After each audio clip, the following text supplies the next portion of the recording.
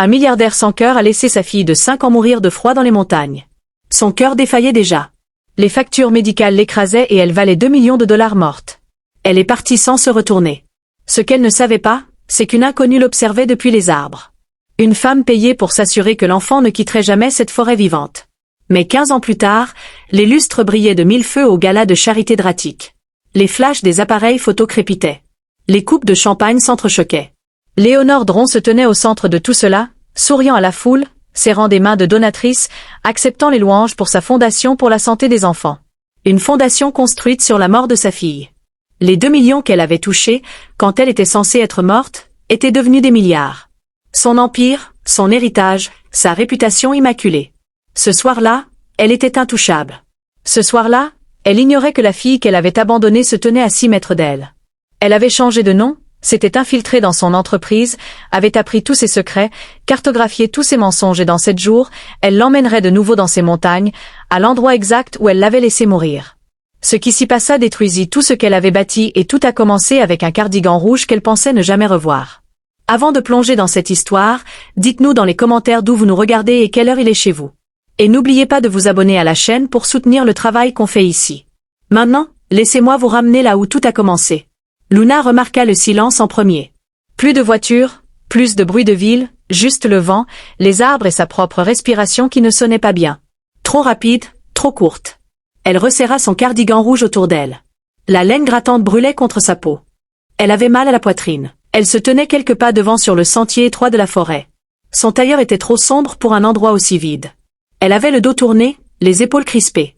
Elle avait été silencieuse toute la matinée. Pas de musique dans la voiture, pas de blagues, juste des réponses courtes et ce regard sur son visage. Celui qui lui faisait peur. « Maman, j'ai froid. » Elle ne se retourna pas. « On peut rentrer ? J'ai mal au cœur. » Rien. Elle essaya de se lever mais ses jambes tremblaient. Elle tomba à genoux. Ses paumes meurtrirent le sol gelé. Une douleur vive traversa ses mains. Cria-t-elle. « Ne me laisse pas. » Les mots commencèrent à s'étouffer. Elle s'éloignait dans les arbres. Elle essaya de ramper. Ses bras brûlaient. Tout se mit à tourner. « S'il te plaît ?» La forêt l'avala. Puis elle avala sa voix aussi. Luna continua de ramper jusqu'à ce que ses bras lâchent. Elle s'effondra. Le cardigan rouge était la seule couleur vive dans tout ce gris. Sa main se tendit une dernière fois vers rien, puis tout devint noir. À 8 kilomètres de là, Eliane Rowan était assise dans son pick-up. L'enveloppe était posée sur le siège passager, épaisse, lourde, plus d'argent qu'elle n'avait vu depuis des années. 2 jours plus tôt, une femme en tailleur de prix la lui avait glissée sur la table d'un dîner. Son parfum sentait l'argent. Sa montre coûtait probablement plus que ce qu'Eliane gagnait en 6 mois. Il y aura une enfant, avait dit la femme, calme, comme si elle parlait de la météo dans les montagnes. Vous la verrez là-bas. Assurez-vous juste que la situation se termine là-bas. Pas de police, pas de questions. Eliane avait fixé l'enveloppe. Vous comprenez? Eliane avait pris l'argent. Elle avait compris la partie argent. Elle ne s'était pas permise de penser au reste. Maintenant, elle serrait le volant. Ses mains tremblaient. Elle avait besoin de cet argent. Les médicaments contre le cancer de son frère coûtaient plus cher chaque mois. L'hypothèque avait 3 mois de retard. Les prêteurs sur gage avaient arrêté d'appeler et commencé à débarquer. La semaine dernière, l'une d'elles avait attrapé le col. La prochaine fois, on ne demandera pas gentiment. Eliane n'avait pas le choix. Elle démarra le pick-up et prit la route de la montagne. Elle se gara au départ du sentier, resta là 10 minutes à fixer le vide. Fais-le, finissons. Ne pense pas. Elle sortit et se mit à marcher, ses bottes craquant sur le sol gelé. Chaque pas semblait plus lourd que le précédent. L'enveloppe pesait dans la poche de sa veste comme une pierre. Elle avait fait des choses mauvaises avant, volé, menti, des choses dont elle n'était pas fière. Mais ça, c'était différent. Elle marcha plus vite maintenant, comme si en allant assez vite, elle n'aurait pas le temps de penser. Puis elle entendit un son, petit, brisé. Non, s'il te plaît. Non. Elle suivit le son hors du sentier à travers les arbres jusqu'à une clairière. C'est là qu'elle la vit. Une petite fille, peut-être 6 ou 7 en portant un cardigan rouge recroquevillé par terre comme un déchet qu'on aurait jeté. Ses lèvres étaient bleues, ses yeux mi-clos ne fixaient rien. Le givre collait à ses cheveux. « Maman » murmura-t-elle à peine un son. L'enveloppe dans sa poche pesait soudain 1000 kg. Sa petite main se tendit vers rien. Puis elle retomba. Ses yeux commencèrent à se fermer. « Non » s'entendit-elle dire. Elle courut, tomba à genoux à côté d'elle, la souleva. Elle était si légère, trop légère comme si elle était déjà à moitié partie. Sa tête roula contre sa poitrine. Sa respiration venait par petits souffles brisés. « Reste avec moi, supplia-t-elle. Ne lâche pas, s'il te plaît, ne lâche pas. » Elle se releva et courut vers la descente de la montagne. Ses jambes hurlaient, ses poumons brûlaient, les branches lui fouettaient le visage. Elle s'en fichait. Elle ne pensait plus à l'argent. Elle ne pensait plus à la femme en tailleur. Elle ne pensait plus à son frère, ni à l'hypothèque, ni au prêteur. Elle courait, c'est tout. Le corps de la petite fille rebondissait à chaque pas. Sa respiration devenait plus faible. Ça l'effrayait plus que tout. « Allez petite, reste avec moi. » Elle jaillit hors des arbres. Son pick-up était là. Elle chercha ses clés d'une main tout en la tenant de l'autre, ouvrit la portière, l'allongea sur la banquette arrière. Ses lèvres étaient pires maintenant, presque violettes. Elle sauta au volant, démarra. Les pneus patinèrent sur le gravier alors qu'elle faisait demi-tour. L'hôpital le plus proche était à 20 minutes. Elle le fit en 12. Elle l'apporta à travers les portes des urgences. À l'aide. Quelqu'un? À l'aide. Les infirmières levèrent les yeux, virent la fille dans ses bras. Tout alla très vite après ça. Elles la lui prirent. La fille roula sur un brancard derrière des portes battantes. Elle commençait à crier des mots médicaux qu'elle ne comprenait pas. Une infirmière lui montra une chaise. « Madame, vous devez attendre ici. » Eliane s'effondra dessus. Ses mains tremblaient. Sa veste était trempée de sueur. L'enveloppe était toujours dans sa poche. Elle la sortit, la fixa. Argent sale, paiement pour un boulot qu'elle n'avait pas fait.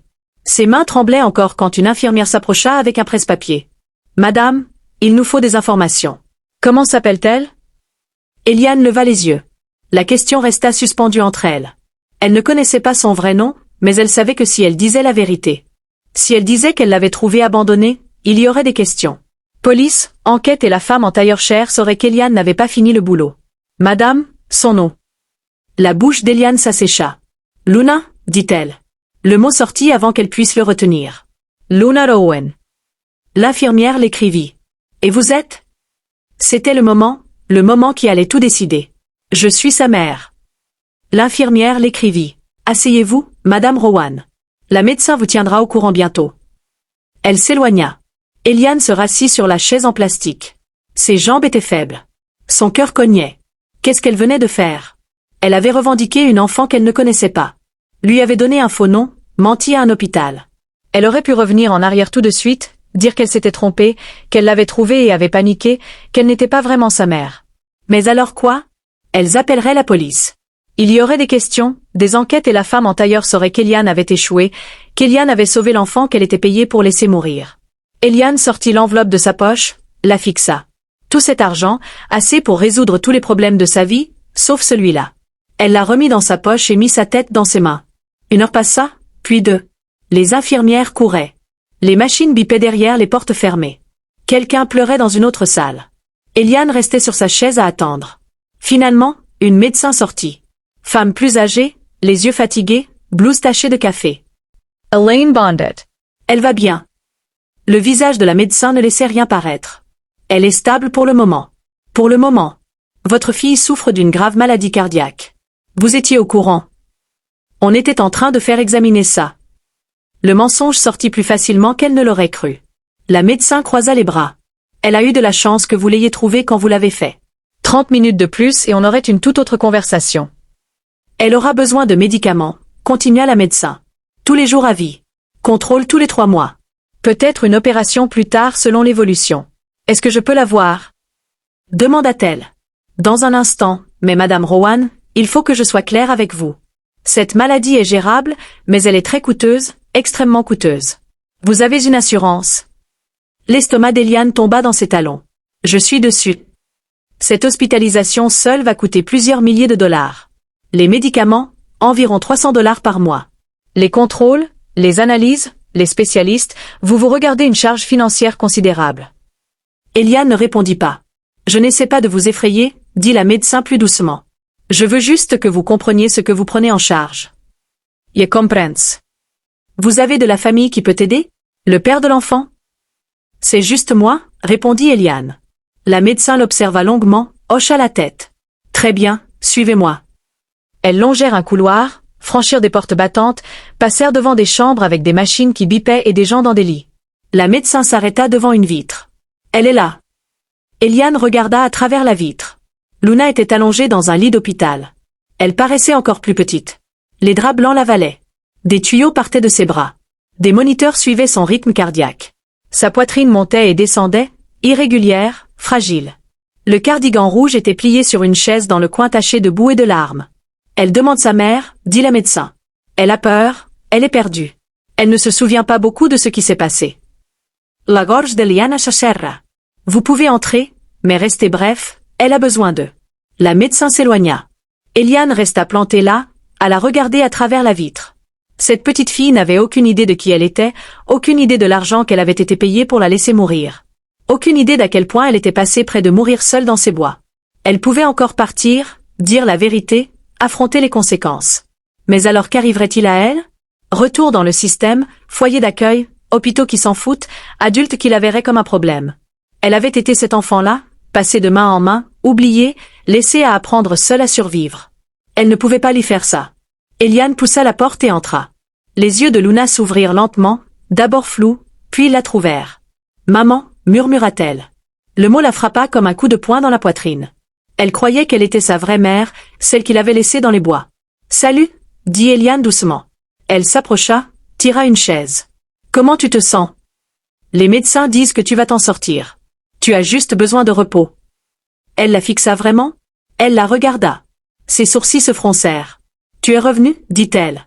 Eliane se fija. « Tu avais dit que tu revenais tout de suite. »« J'ai cru que tu ne reviendrais pas. » Sa poitrine se serra.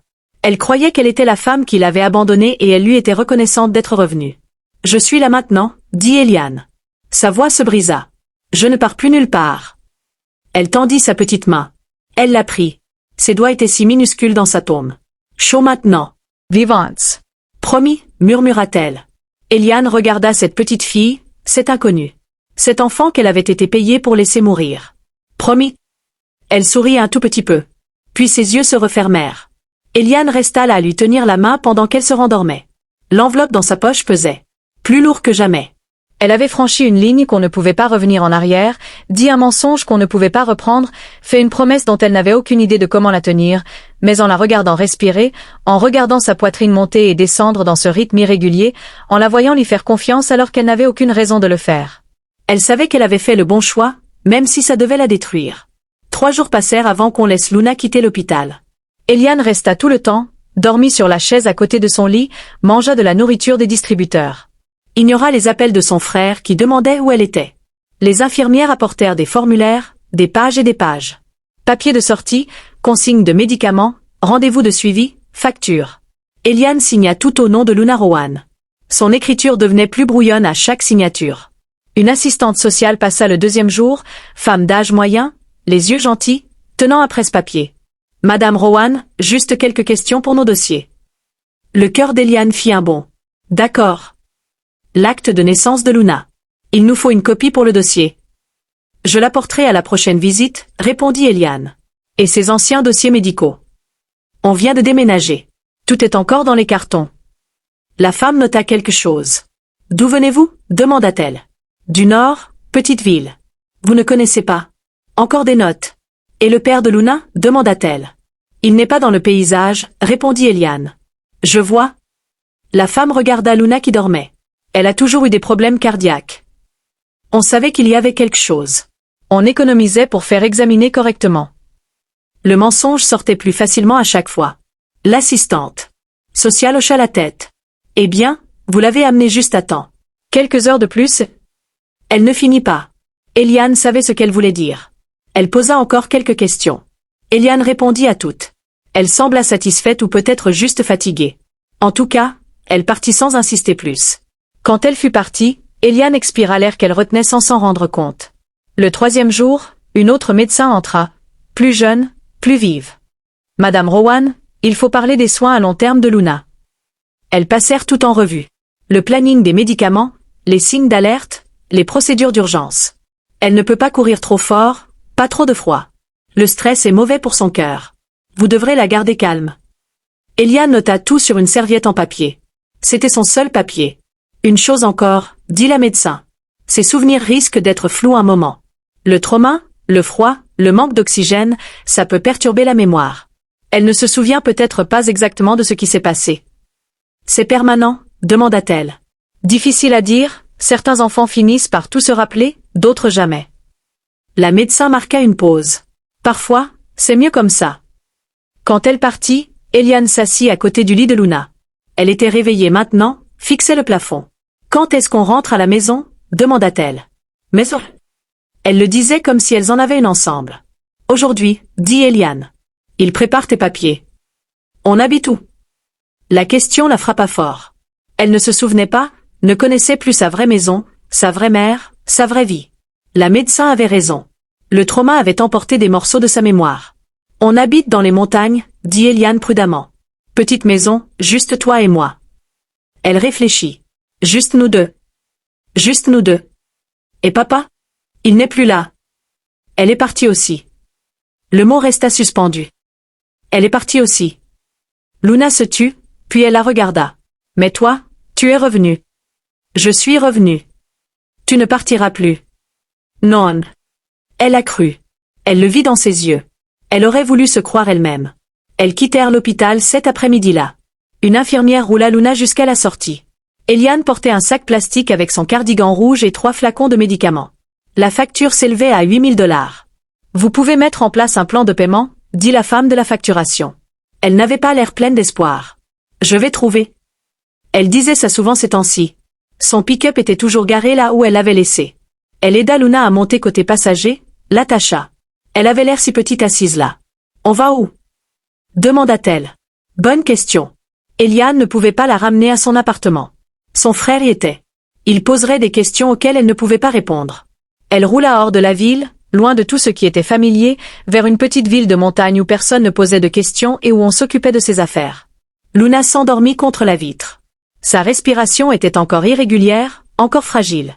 Eliane la regarda puis regarda la route. Elle n'avait pas de plan, pas d'argent, aucune idée de ce qu'elle faisait, juste une petite fille qui croyait qu'elle était sa mère et une promesse à tenir. L'enveloppe était maintenant dans la boîte à gants. Elle l'avait déplacée pour ne plus la sentir dans sa poche. 8 000 $ de factures d'hôpital, 300 $ par mois de médicaments, le loyer, la nourriture, tout le reste. Cette enveloppe pouvait tout résoudre. Mais toucher cet argent revenait à admettre ce qu'elle avait failli faire. Revenait à accepter le paiement d'un boulot raté. Elle continua de conduire.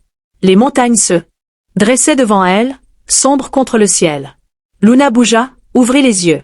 On est presque à la maison. Presque. Elle sourit et referma les yeux. Eliane serra le volant plus fort. Maison. Elle allait devoir en construire une. La maison qu'Eliane trouva n'était pas grand-chose. Une boîte fatiguée au bord de la ville. Peinture qui s'écaille, toit affaissé, fenêtres qui tremblent quand le vent souffle. La propriétaire était une vieille femme qui ne posait pas de questions. Elle voulait juste le premier mois de loyer en liquide. La moitié de l'argent de l'enveloppe partit en une seule transaction. Elle se dit que c'était temporaire, juste le temps de trouver une solution. Ça faisait 6 mois maintenant. La chambre de Luna avait un lit étroit, une commode avec un tiroir qui coinçait et une fenêtre fissurée. Eliane boucha la fissure avec du carton et du ruban adhésif. Voilà, comme neuve. Elle sourit parce qu'elle voyait qu'elle essayait. Les placards de la cuisine étaient presque vides. Les bonnes semaines, il y avait du poulet. Les mauvaises semaines, des nouilles nature. Luna ne se plaignait jamais, pas une fois. Elle avait vite appris que se plaindre rendait les choses plus dures pour Eliane, faisait durcir son visage, la faisait se taire. Alors, elle se taisait aussi. La nuit, elle restait éveillée à écouter. Le frigo qui ronronnait en luttant pour rester froid, les bottes d'Eliane quand elle rentrait tard du boulot du jour. Sa voix au téléphone dans la cuisine. Basse, tendue. J'ai besoin d'un peu plus de temps. Je l'aurai la semaine prochaine, promis. Juste jusqu'à vendredi. Parfois, il y avait le silence.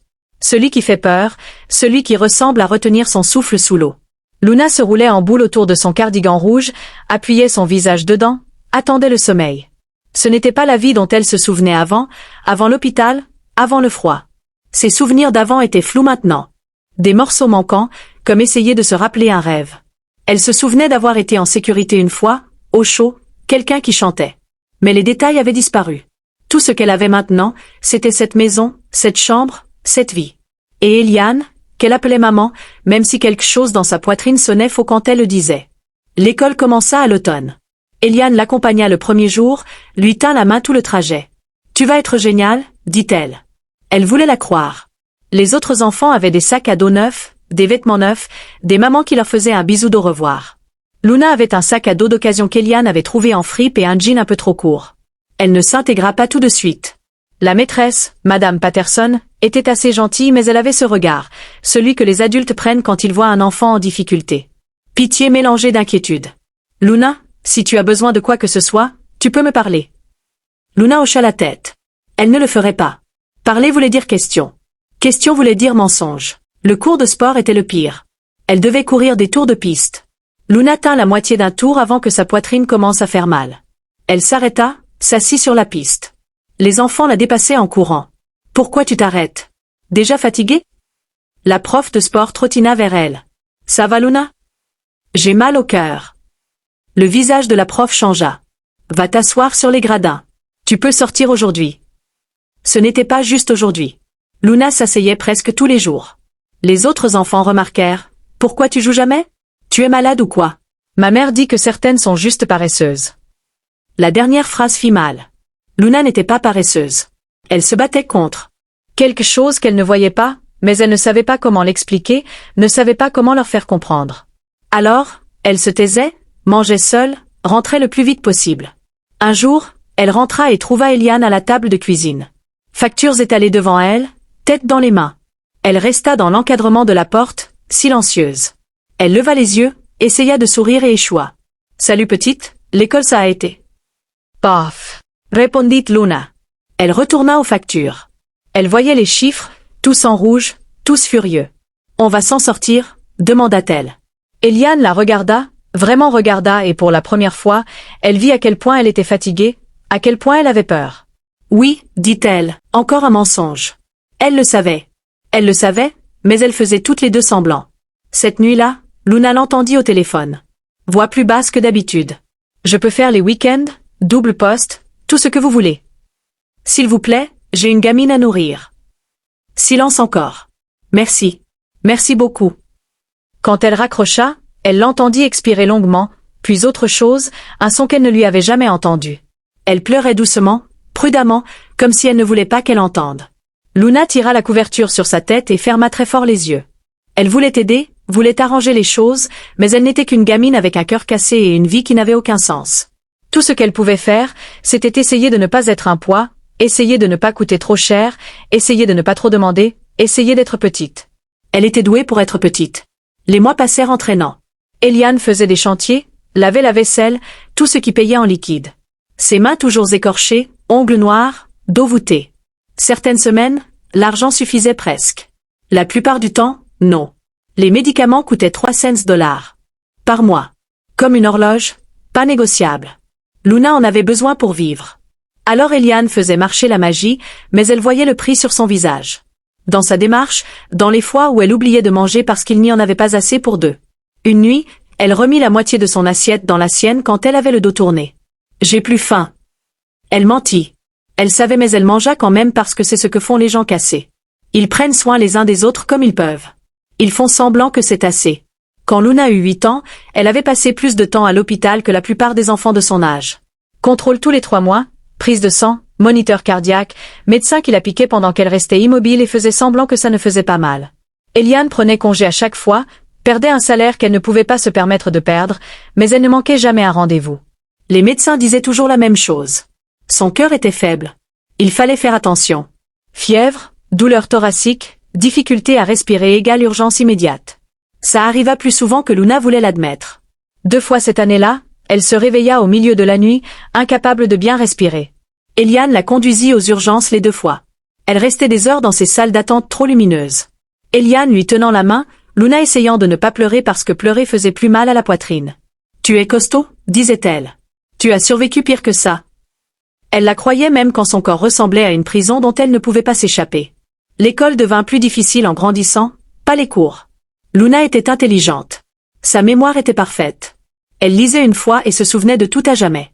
Les profs adoraient ça, mais le reste, les escaliers entre les classes qui lui brûlaient la poitrine, le sport obligatoire qu'elle ne pouvait pas faire, le fait de devoir aller plus lentement que tout le monde, ça, il n'aimait pas. Un jour, en 3e année de primaire, elle devait courir le kilomètre obligatoire pour toutes. Luna fit un tour avant de devoir s'arrêter. Elle se plia en 2, haletante, main sur la poitrine. La prof de sport siffla. « Je peux pas » réussit-elle à dire. Tu peux pas ou tu veux pas? Les autres ralentirent, regardèrent. J'ai mal au cœur. Tout le monde est fatigué. C'est le but. Force-toi. J'ai une maladie, dit-elle plus fort, gênée. Le visage de la prof changea. Ah oui, va t'asseoir sur les gradins. Tu peux sortir aujourd'hui. Ce n'était pas juste aujourd'hui. Luna s'asseyait presque tous les jours. Les autres enfants remarquèrent. Pourquoi tu joues jamais? Tu es malade ou quoi? Ma mère dit que certaines sont juste faibles. Le visage de Luna brûla. Elle n'était pas faible. Elle était malade. Il y avait une différence mais personne ne semblait s'en soucier. À midi, elle mangea seule.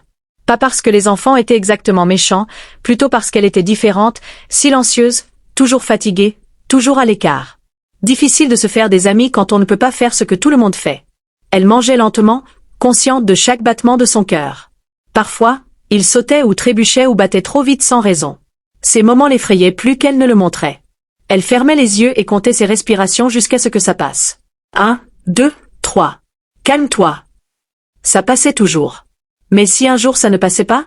Cet après-midi-là, elle rentra et trouva les flacons de pilules alignés sur le plan de travail. Maintenant, elles en avaient ajouté un le mois dernier.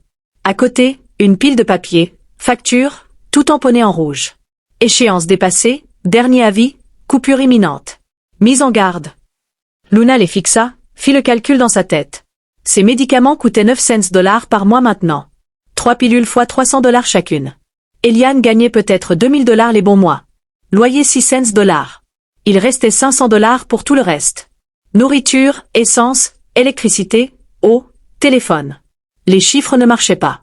Elle savait qu'ils ne marchaient pas, mais Eliane continuait d'essayer quand même. Elle commença à aider comme elle pouvait. À 9 ans, elle faisait du babysitting pour les voisins. $5 de l'heure. Elle aidait Madame Chen d'à côté avec son jardin. Madame Chen la payait en légumes et parfois un billet de $5. Elle ramassait les canettes dans le parc, les rapportait pour le recyclage. Chaque billet froissé qu'elle ramenait, elle le donnait à Eliane. « Tu n'es pas obligée, disait-elle. Je veux aider. » Son visage faisait quelque chose de compliqué. Fierté mélangée de honte, mêlée d'amour. Elle prenait l'argent parce qu'elle n'avait pas le choix. Les mauvais jours quand son cœur faisait des siennes et qu'elle ne pouvait pas aller à l'école, Luna restait couchée et écoutait. Le téléphone qui sonne, Eliane qui ne décroche pas, le frigo qui grogne sur des pièces de rechange à moitié cassées, le bruit d'Eliane dans la cuisine tard la nuit, raclant les restes, lui donnant la plus grosse part en prétendant qu'elle avait déjà mangé. Elle entendait tout, se souvenait de tout et comprenait plus qu'une enfant de 9 ans ne devrait. Elle coulait lentement, silencieusement et peu importe à quel point elles essayaient toutes les deux, l'eau continuait de monter. Une nuit, elle l'entendit au téléphone. « J'ai besoin d'un délai s'il vous plaît. Juste 2 semaines de plus. Je comprends mais j'ai une gamine malade. Les médicaments seuls. Je ne cherche pas d'excuses. Je demande de l'aide. D'accord. Je l'aurai vendredi. » Elle raccrocha. Luna l'entendit s'asseoir lourdement, expirer lentement. Puis silence, le genre qui ressemble à la défaite. Elle serra son cardigan rouge plus fort et ferma les yeux. Elle ne savait pas qui était sa vraie mère, ne se souvenait plus de la vie d'avant. Mais elle savait qu'Eliane essayait, se tuait à essayer et ça ne suffisait toujours pas. C'était ça le plus dur. Pas qu'elles étaient pauvres, mais qu'essayer de toutes ses forces ne suffisait toujours pas à te sortir de là. Eliane ne pouvait pas réparer le cœur de Luna. Elle pouvait réparer une fuite d'eau, un moteur cassé, une fenêtre fissurée, mais pas elle. Cette vérité la rongeait chaque jour. Elle travaillait là où on voulait bien d'elle. Chantier où son dos hurlait dès midi. Restaurant où elle lavait la vaisselle jusqu'à minuit. Petit boulot en noir dans le coin, ses mains toujours à vif, ongles noirs de graisse et de terre. Ses épaules faisaient si mal certains matins qu'elle ne pouvait pas lever les bras, mais elle y allait quand même parce que Luna avait besoin de ses médicaments, de nourriture, d'un toit, besoin qu'elle tienne la promesse faite dans cette chambre d'hôpital. Certaines semaines, l'argent tenait presque.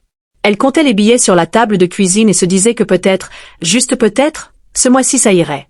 La plupart des semaines, ça n'allait pas. Elle restait assise à 2 heures du matin, calculait à la main, déplaçait des chiffres comme un puzzle avec des pièces manquantes.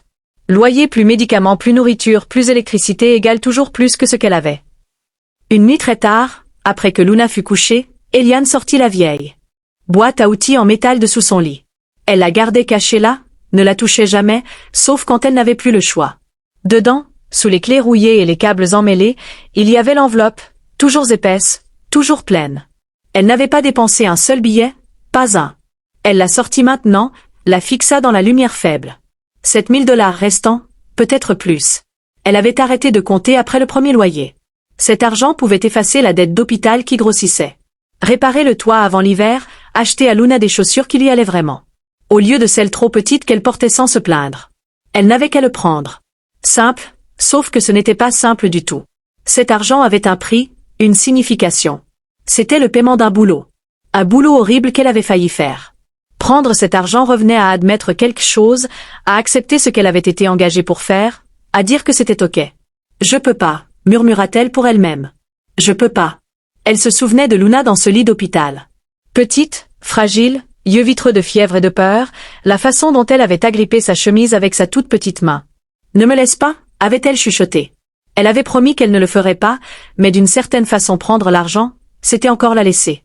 La laisser avec un mensonge qu'elle ignorait. La laisser avec une vérité dont elle avait trop peur de parler. Elle ne connaissait pas son vrai nom, sa vraie mère, sa vraie vie. Elle croyait qu'Eliane l'avait sauvée parce qu'elle était sa mère. Elle ne savait pas qu'elle avait été payée pour la laisser mourir. Ce secret pesait entre elles tous les jours. Certaines nuits, Eliane pensait à tout lui dire, à en finir, à la laisser décider si elle voulait encore d'elle. Mais ensuite, elle la regardait, voyait son sourire quand elle rentrait du travail, la façon dont elle gardait la moitié de sa nourriture pour elle, la confiance totale qu'elle avait en elle. Et elle ne pouvait pas. Elle ne pouvait pas risquer de perdre la seule bonne chose qu'elle ait jamais faite dans sa misérable vie. Alors, elle remit l'enveloppe dans la boîte à outils, la recouvrit des outils, repoussa tout sous le lit. Elle préférait crever de faim plutôt que de toucher cet argent. Préférait se casser le dos sur 3 boulots, se détruire complètement, tout plutôt que d'admettre ce qu'elle avait failli être. Le lendemain matin, Luna la trouva endormie à la table de cuisine.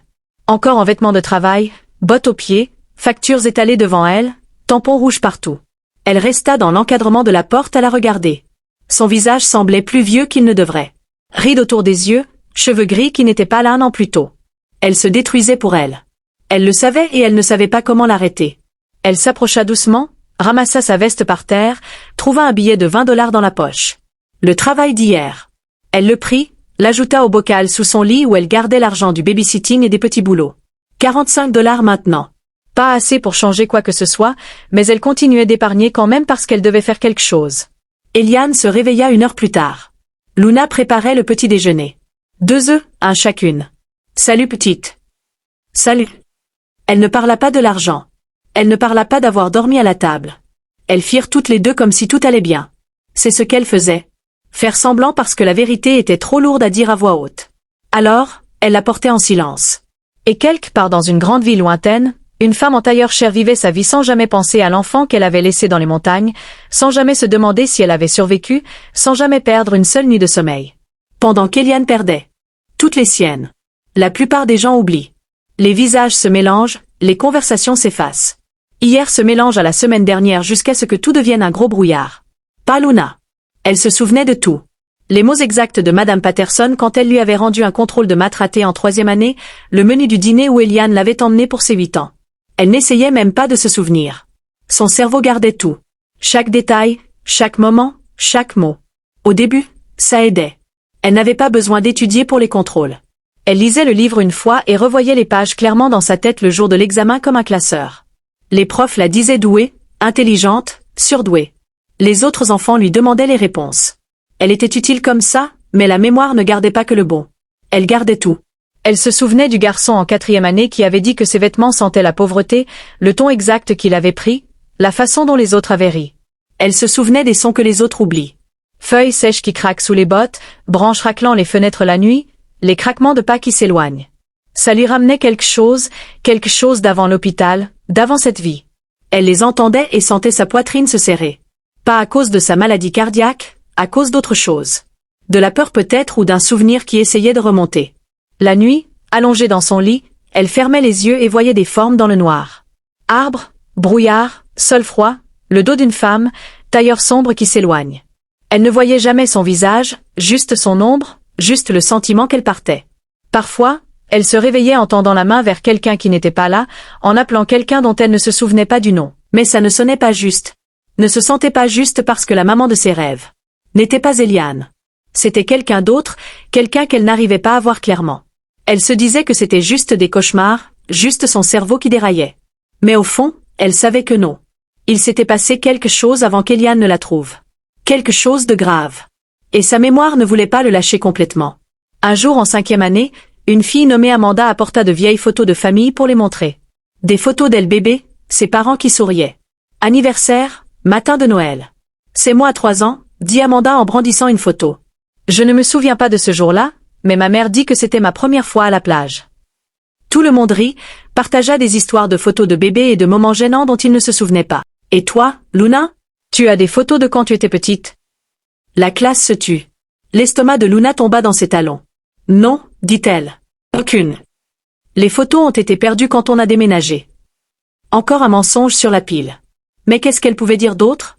Elle n'avait pas de photos de bébé, pas de souvenirs d'enfance qui faisaient sang, pas d'histoire sur ses premiers pas ou ses premiers mots, juste un cardigan rouge, un lit d'hôpital et une vie qui avait commencé quand elle avait presque 7 ans.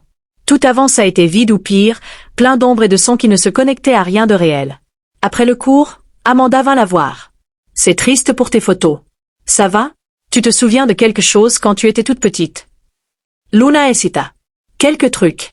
Comme quoi? Le froid, les arbres, avoir peur. Des trucs normaux, dit Luna à la place. Amanda sourit et partit, mais la question resta plantée dans la tête de Luna pendant des jours. Qu'est-ce qu'elle se souvenait en vrai? Elle s'assit dans sa chambre cette nuit-là et essaya de remonter plus loin.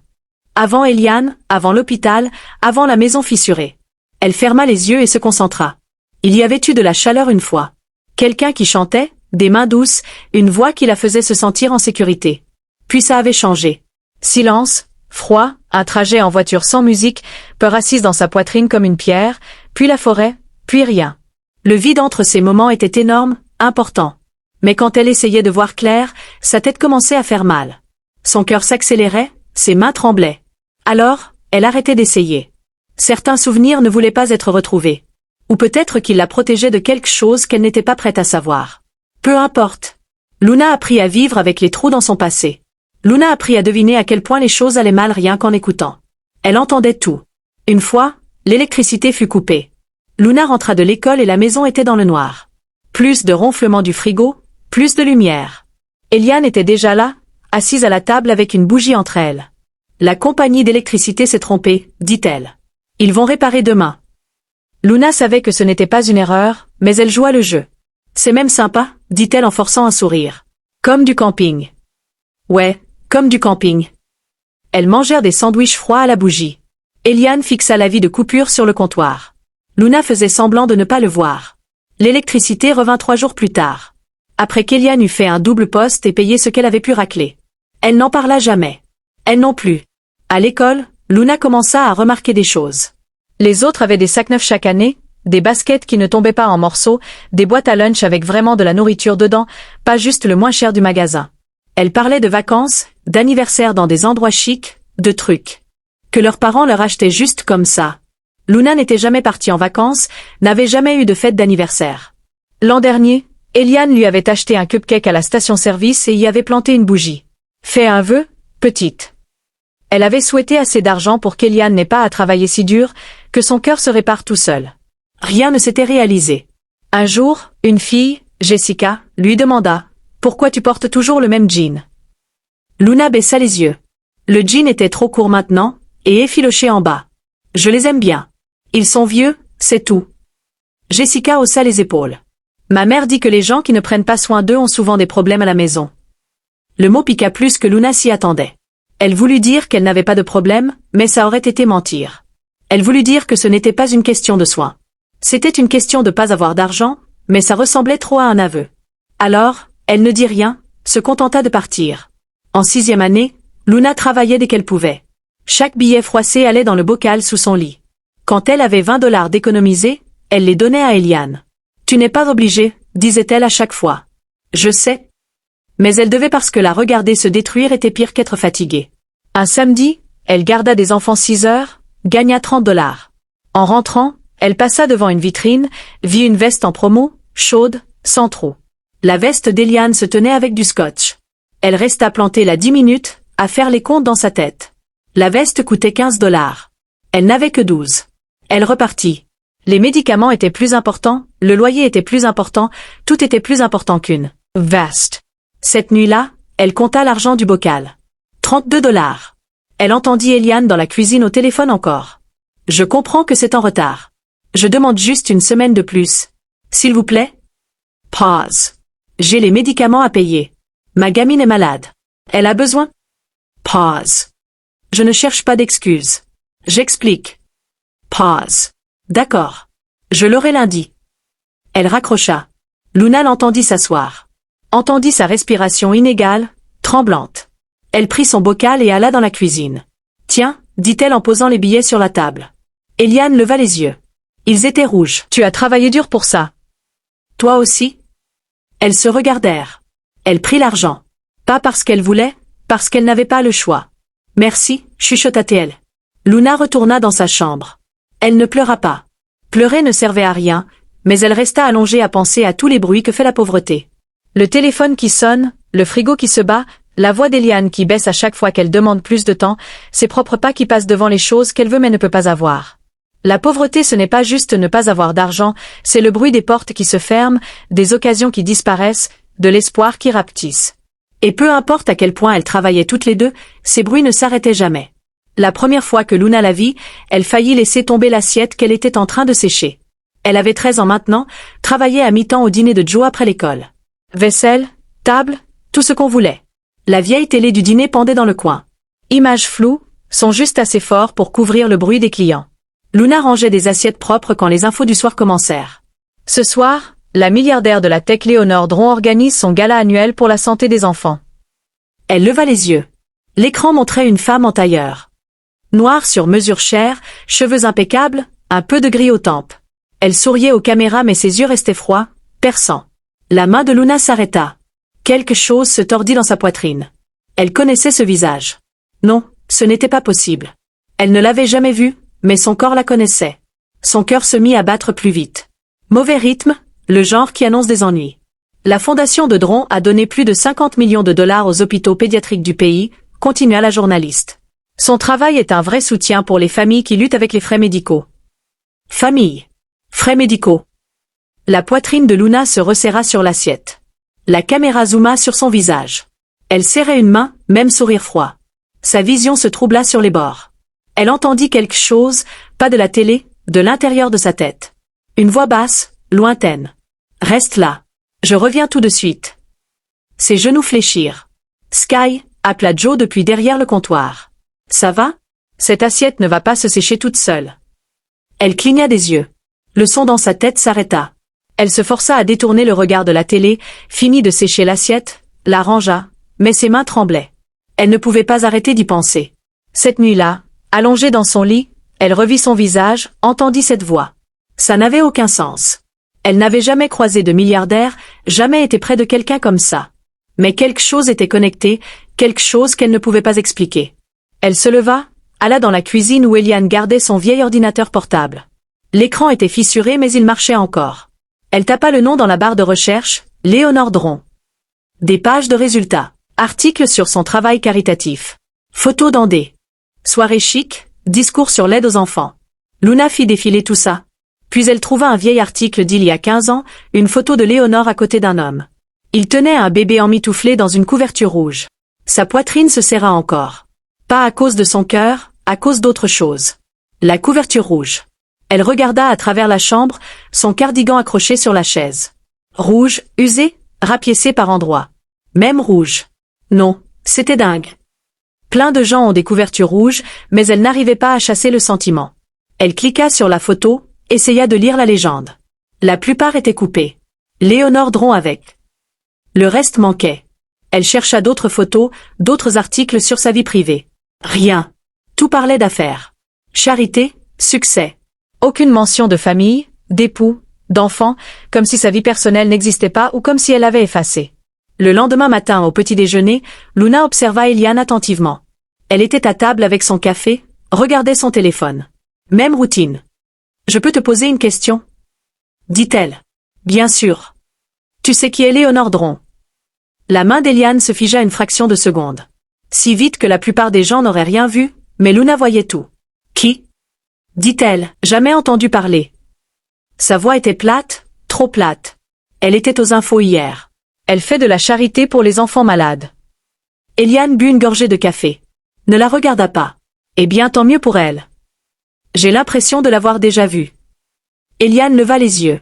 Sa mâchoire était crispée. Tu ne l'as pas vue? Comment tu sais? Parce qu'on ne connaît pas des gens comme ça, Luna. On n'est pas dans ce monde-là. Il y avait une pointe dans sa voix, quelque chose de tranchant. Je pensais juste. Arrête, coupa TL rapidement. Elle se leva, attrapa sa veste de travail. Faut que j'y aille. Tu as besoin de quelque chose avant que je... Elle sortit sans dire au revoir. Luna resta là à fixer sa tasse de café vide. Elle mentait. Elle ne savait pas comment elle le savait, mais elle le savait. Eliane connaissait ce nom et ça lui faisait peur. Cette nuit-là, elle chercha encore, des heures sur l'ordinateur portable à lire tout ce qu'elle trouvait sur Léonore Dron. Plus elle lisait, plus quelque chose sonnait faux. Toutes ces histoires sur elle qui aide les enfants, qui donne aux hôpitaux, qui sauve les familles de la dette médicale. Mais il y avait quelque chose de froid là-dedans, de trop parfait, comme si elle essayait de prouver quelque chose ou de cacher quelque chose. Elle trouva une vidéo d'elle faisant un discours à un de ces galas. Chaque enfant mérite une chance, disait-elle dans le micro, flash des appareils, gens qui applaudissent. Aucune famille ne devrait avoir à choisir entre la santé de son enfant et sa survie financière. Beau mot, mais ses yeux restaient vides. Luna regarda la vidéo 3 fois. À la 3e, elle était sûre, cette femme était liée à elle d'une façon ou d'une autre. Elle ne savait pas comment. Elle ne savait pas pourquoi. Mais chaque cellule de son corps hurlait que Léonore Dron faisait partie de la vie qu'elle ne se souvenait pas. La vie avant Eliane. La vie qu'elle avait laissée dans le froid. 3 jours plus tard, la télé était allumée à la maison. Même chaîne, même sujet sur la charité de Léonore. Eliane sortit de la cuisine avec 2 tasses de thé. Elle vit l'écran et se figea. Tout son corps se raidit. Elle bougea vite, attrapa la télécommande, changea de chaîne. « Je regardais ça, dit Luna. Tu n'as pas besoin de regarder ça. » Pourquoi? Juste des riches qui se montrent, c'est tout. Luna se leva. Tu le fais encore. Je fais quoi? Tu deviens bizarre dès que son nom apparaît. Eliane posa les tasses violemment. Le thé éclaboussa la table. Je ne deviens pas bizarre. Je ne la connais pas, Luna. Alors pourquoi tu te crispes dès que je la mentionne? Je ne me crispe pas. Les mots sortirent plus fort qu'elle ne voulait. Plus durs. Le visage d'Eliane changea. Colère mêlée à autre chose. Peur peut-être? Fais attention à ton ton. Dis-moi la vérité. Alors il n'y a rien à dire, dit-elle. À chaque fois qu'un sujet parle d'argent ou de riches, tu te fermes. Tu refuses de parler de mon passé. Tu refuses de me dire quoi que ce soit d'avant l'hôpital. Qu'est-ce que tu caches? Certaines choses sont mieux laissées tranquilles, dit-elle. Ma vie n'est pas une chose, répondit Luna.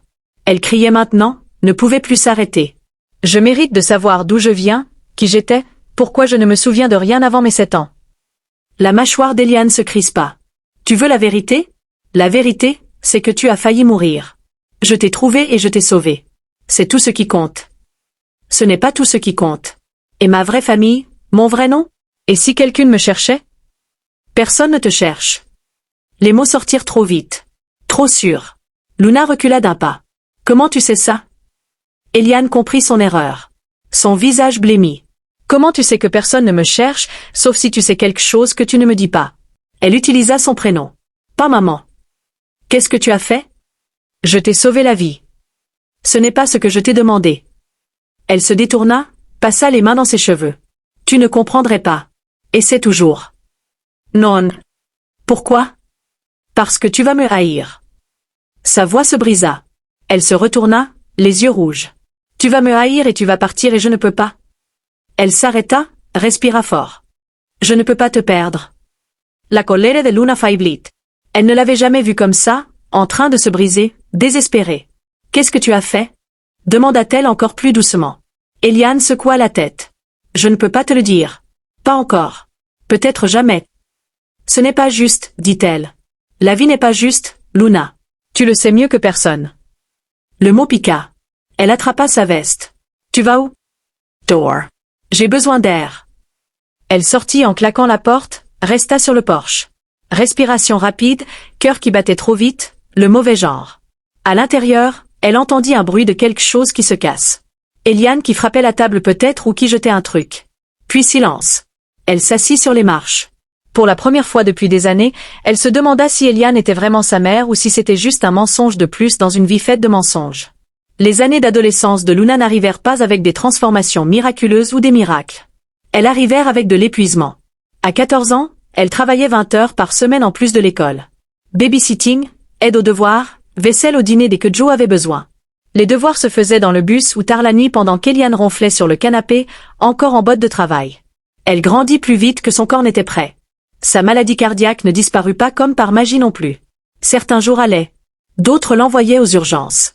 Poitrine serrée, respiration qui déraille. Eliane faisait les 100 pas dans la salle d'attente comme une femme traquée. Luna détestait les hôpitaux. Trop lumineux, trop blancs, trop chers, mais elle y allait quand il fallait. Prenait ses pilules tous les matins, essayait de ne pas penser à combien chacune coûtait.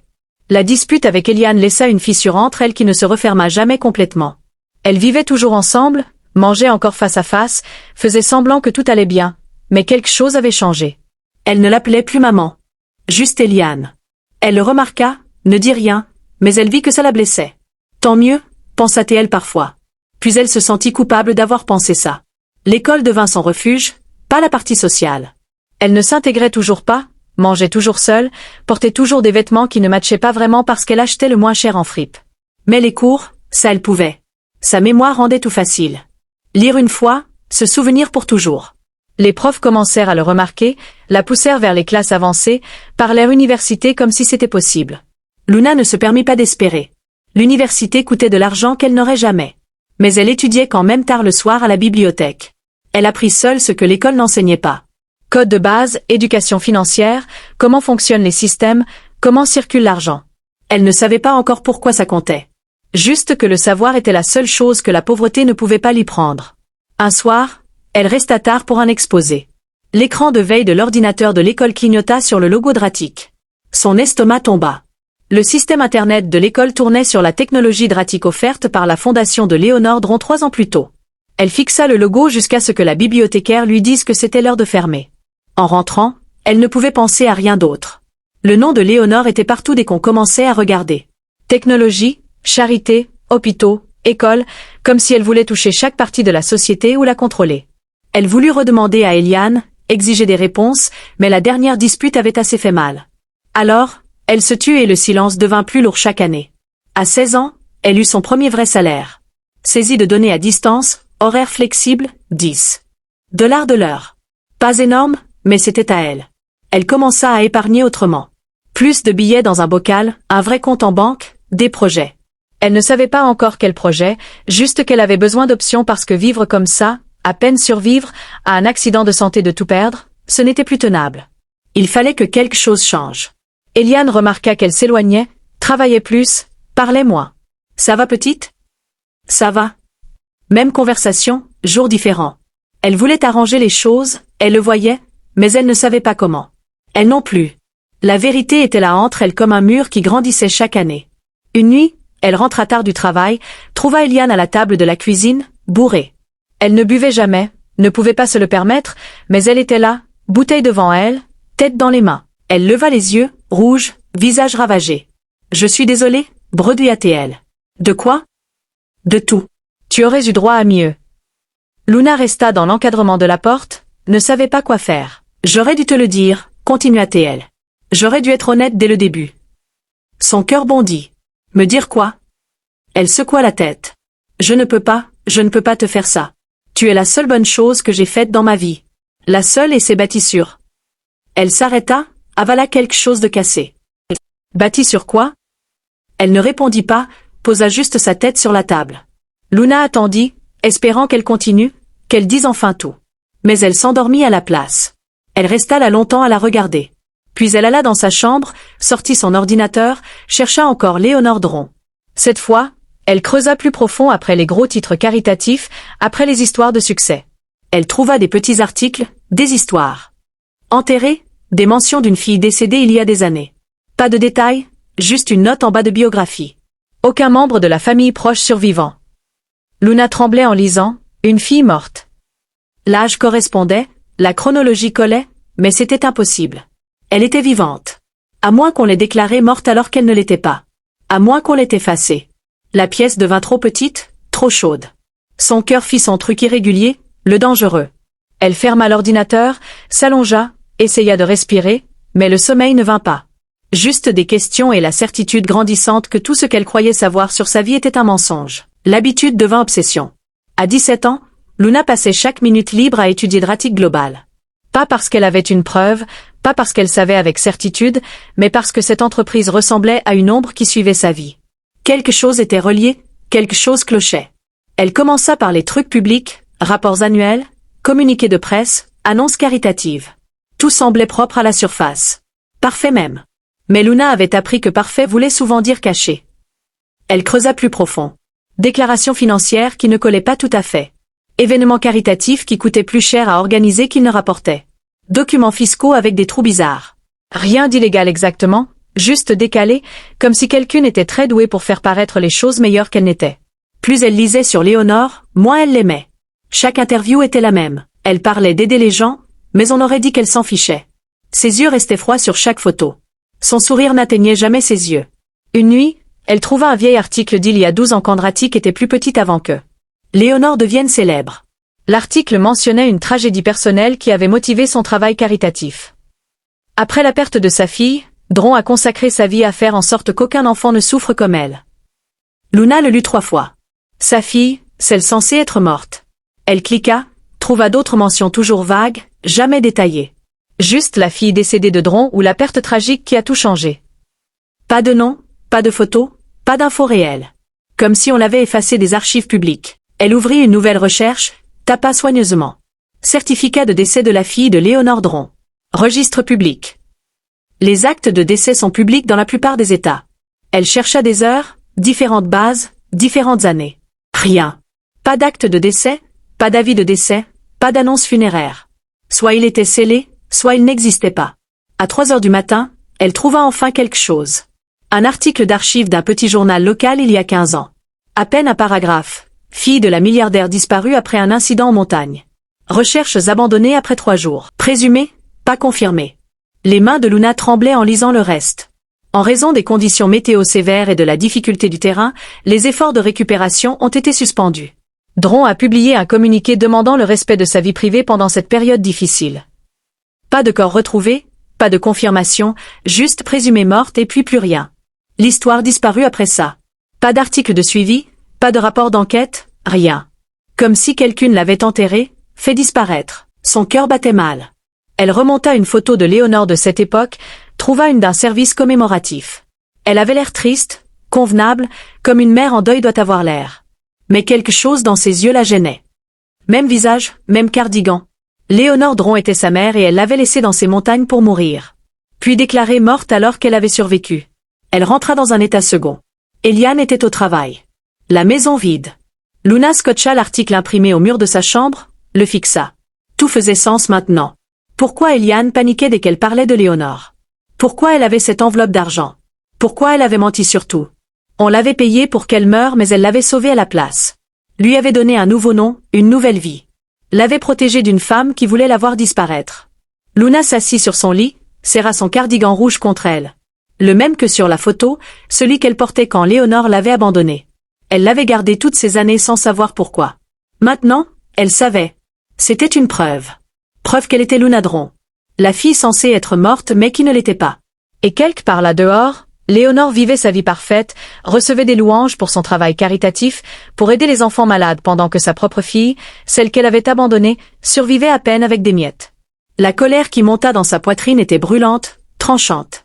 Elle lui devait plus que de l'argent, plus que des excuses. Elle lui devait la vérité et elle allait la forcer à la regarder en face. La vérité ne vint pas d'Eliane, elle vint d'un boulot. À 19 ans, Luna travaillait en freelance comme chercheuse de données. Des entreprises l'engageaient pour fouiller les registres publics, analyser des tendances, vérifier des antécédents. C'était parfait pour elle. Télétravail, horaire libre, utilisait sa mémoire parfaite et payait mieux que le dîner. La plupart des missions étaient ennuyeuses. Tendances de marché, titres de propriété, analyse concurrentielle. Puis un jour un mail d'une cliente anonyme. Besoin de quelqu'un pour repérer des incohérences. Dans les déclarations financières de Dratic Global. Paiement triple de votre tarif habituel. Luna fixa l'écran. Dratic. Ce nom encore. Elle aurait dû dire non, aurait dû laisser tomber, mais elle avait besoin d'argent et elle avait besoin de savoir. Elle accepta. La cliente envoya des fichiers cryptés, des centaines de documents, état financier, demande d'assurance, dossier juridique. Luna les tria méthodiquement, cherchant les trous, les erreurs, ce qui ne collait pas. La plupart étaient du corporate classique. Rien d'anormal. Puis elle ouvrit un dossier intitulé Réclamation d'assurance, dossier clos. Dedans, versement d'assurance d'il y a 15 ans. Le nom du fichier lui coupa le souffle, décès d'une mineure impliquée dans un incident en montagne. Ses mains tremblaient quand elle cliqua. La demande était de 2 millions de dollars. Assurance vie sur un enfant. Âge du défunt, 5 ans. Cause, exposition et hypothermie. Lieu, chaîne des Cascades. Date du dépôt, 3 jours après que Luna se souvenait d'être à l'hôpital avec Eliane. Elle descendit plus bas. Il y avait encore plus. Un acte de décès signé par une médecin qu'elle n'avait jamais entendu nommer. Cause du décès, complications liées à l'exposition. Heure du décès estimée dans les 24 heures suivant la disparition. Mais c'était impossible. Luna était vivante 24 heures après avoir été abandonnée. Elle était à l'hôpital en traitement. Elle respirait. Cet acte de décès avait été déposé alors qu'elle était encore en vie. Elle continua de lire, main tremblante. La compagnie d'assurance avait payé intégralement. Pas d'enquête, pas de questions. Dossier clos. Sur le papier, Luna Dron était morte il y a 15 ans. Sur le papier, sa mère avait touché 2 millions. Sur le papier, elle n'avait jamais existé après ses 5 ans. Luna repoussa l'ordinateur. Elle ne respirait plus bien. Pas à cause de son cœur cette fois, à cause. Elle ne l'avait pas seulement abandonné. Elle l'avait tué légalement, officiellement. Avait rempli les papiers, encaissé l'argent, passé à autre chose. Pendant qu'elle grandissait pauvre, malade, se battant pour chaque chose. Pendant qu'Eliane se tuait au travail pour la garder en vie. Pendant qu'elle portait des vêtements d'occasion, sautait des repas, se demandait pourquoi elle n'avait jamais assez. Léonore avait pris 2 millions et bâti un empire sur le mensonge de sa mort. Elle attrapa son téléphone, fit défiler toutes les photos qu'elle avait de Léonore. Fixa son visage, ce sourire froid, ses yeux vides. Cette femme était sa mère. Elle l'avait effacée. Elle ne parla pas tout de suite à Eliane, pas encore prête à l'affronter, trop en colère, trop blessée. À la place, elle continua de creuser, traça où étaient passés les 2 millions. Les trouva investis dans les premiers projets de Dratic, avaient aidé à lancer l'entreprise qui lui avait fait des milliards. Sa mort avait financé son succès. L'idée lui donna la nausée. Elle trouva d'autres fichiers, apprit comment elle avait scellé les dossiers, payé les bonnes personnes, s'était assurée que personne ne pose de questions. Un document montrait un paiement à une détective privée 2 semaines après sa disparition. Le rapport était bref, aucune preuve de récupération de l'enfant. Recherche suspendue. Recommande clôture du dossier. Mais il y avait une note manuscrite en marge, possible témoin payé et relocalisé. Donc Léonore savait. Savait que quelqu'un avait interféré, savait que quelqu'un avait pris Luna, mais elle n'avait pas cherché plus loin, n'avait pas enquêté parce qu'elle voulait qu'elle soit partie, morte ou disparue, peu importe tant qu'elle n'était plus son problème. Cette nuit-là, Eliane rentra tard. Luna était assise à la table de cuisine, l'acte de décès imprimé devant elle. Elle le vit tout de suite, se figea dans l'encadrement de la porte. « Luna? Tu savais? » Qu'elle avait touché l'assurance. Tu savais tout. Le visage d'Eliane s'effondra. J'essayais de te protéger? En mentant pendant 14 ans. En te gardant en vie. Sa voix se brisa. Si Léonore savait que tu avais survécu, elle aurait. Elle s'arrêta. Elle aurait quoi? Eliane s'assit lourdement, mit sa tête dans ses mains. Elle aurait fini le boulot. Les mots restèrent suspendus. C'est pour ça que tu m'as prise, dit Luna. C'est pour ça que tu m'as changé de nom. C'est pour ça qu'on se cachait. Je ne me cachais pas. Je te protégeais d'une femme qui m'avait payé pour te laisser mourir. Luna regarda encore l'acte de décès. Son nom, sa fausse date de mort. Je ne peux pas rester ici, dit-elle doucement. Eliane leva les yeux, panique dedans. Quoi? Je ne peux pas continuer à vivre ce mensonge. Faire semblant d'être quelqu'un que je ne suis pas. Luna, s'il te plaît. Mon nom n'est même pas Luna Rowan. C'est Luna Dron et elle est là dehors à vivre sa vie parfaite pendant qu'on crève la dalle. Qu'est-ce que tu vas faire? Elle se leva, plia l'acte de décès. Je vais la faire me voir, la faire affronter ce qu'elle a fait. C'est dangereux. Je m'en fous. Elle est puissante, Luna. Elle a l'argent, les avocates, les relations. Et moi j'ai la vérité. Elle alla dans sa chambre, commença à faire son sac. Eliane la suivit, désespérée maintenant. Tu vas où? En ville, je me débrouillerai. Tu ne peux pas te permettre? Elle prit son ordinateur, ses recherches, son cardigan rouge, tout ce dont elle avait besoin. Eliane resta dans l'encadrement de la porte, plus vieille qu'elle ne l'avait jamais vue. Je suis désolée, chuchota-t-elle pour tout. Tu m'as sauvé la vie, c'est plus que ce qu'elle a jamais fait. Puis elle partit, sortit dans la nuit avec juste un sac à dos et une mission, trouver Léonore Dron et détruire le mensonge qu'elle avait bâti sur sa tombe. La ville ne l'accueillit pas, elle l'avala tout entière. Luna trouva une chambre dans un immeuble qui aurait dû être condamné. Taille d'un placard, Fenêtres peintes fermées, murs qui sentaient la cigarette et la moisissure. La proprio prenait du liquide et ne posait pas de questions. Premier et dernier mois, pas de remboursement. Elle paya avec l'argent économisé en freelance. Vit ses économies fondre de moitié en une seule transaction. La chambre avait un lit, une chaise, une plaque chauffante qui marchait à peine. Elle se dit que c'était temporaire, juste le temps de comprendre. Ça faisait 4 mois maintenant. Elle s'inscrivit à des cours en ligne, commerce, finance, droit, tout ce qu'il lui faudrait pour comprendre le monde de Léonore et le combattre à armes égales. Elle travaillait dès qu'elle trouvait, saisie de données, recherche, tout à distance. Mais vivre en ville coûtait cher. Le loyer bouffait presque tout. La nourriture venait en second. Le reste n'existait pas. Ses médicaments faisaient toujours $300 par mois. Pas d'assurance, pas d'aide. Elle commença à sauter des doses quand l'argent manquait. Une pilule tous les 2 jours au lieu de tous les jours. Sa poitrine faisait plus souvent mal. Son cœur faisait plus souvent son mauvais rythme, mais elle tenait. Le sommeil devint optionnel. 4 heures si elle avait de la chance. Étudier, travailler, chercher Léonore, répéter. Les passages à l'hôpital empirèrent. En 3 mois, elle se réveilla par terre chez elle. Ne se souvenait pas d'être tombée. Une fois, une voisine entendit, appela une ambulance. Elle se réveilla aux urgences seule.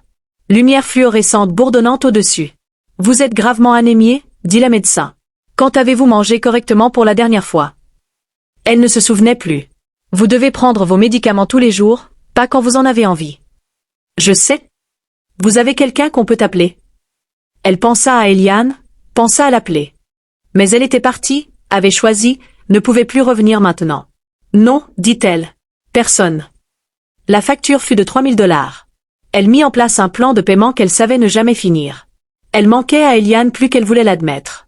Pas parce qu'elle lui pardonnait d'avoir menti, mais parce que survivre seule était plus dur qu'elle l'avait cru. Au moins avec Eliane, elles galéraient ensemble, partageaient le poids. Ici, elle portait tout seule. Certaines nuits, elle sortait son téléphone, faisait défiler jusqu'à son numéro, doigt au-dessus du bouton appeler. Mais elle n'appuyait jamais. Qu'est-ce qu'elle dirait? De toute façon, la ville n'était pas inspirante comme on le dit. Elle était bruyante, chère, solitaire. Personne ne faisait attention à personne. On pouvait mourir dans la rue et les gens passaient par-dessus pour attraper leur métro.